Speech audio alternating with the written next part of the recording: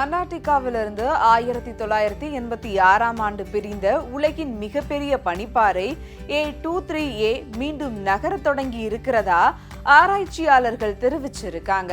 இது சுமார் 1 டிரில்லியன் எடை கொண்டதாகவும் ஏறக்குறைய 4000 சதுர கிலோமீட்டர் பரப்பளவு விரிந்தும் காணப்படுது. இந்த பனிப்பாறை லண்டன் நகரத்தை விட 2 மடங்கு பெருசுன்னு, நியூயார்க் நகரத்தை விட 3 மடங்கு பெருசுன்னு சொல்றாங்க. ரீசெண்டா வெளிவந்திருக்க சேட்டலைட் இமேஜை வச்சு பார்க்கும்போது அண்டார்டிகா தீபகற்பத்தில் வடக்கு முனையை கடந்து பலத்த காற்று மற்றும் நீரோட்டங்களின் உதவியால வேகமா நகரது கண்டுபிடிச்சிருக்காங்க. பல மாதங்களா நகராம ஒரே இடத்துல இருந்த இந்த பனிப்பாறை இப்போ ஜார்ஜியா நோக்கி நகர்ந்துட்டு வருதா? ஒருவேளை இந்த பனிப்பாறை உருகி உடையும் போது சுற்றி இருக்கிற சுற்றுச்சூழல் அமைப்புல மிகப்பெரிய தாக்கத்தை ஏற்படுத்த வாய்ப்பு இருக்கிறதாகவும் இதை தொடர்ந்து கண்காணித்து வரதாகவும் ஆராய்ச்சியாளர்கள் சொல்லியிருக்காங்க.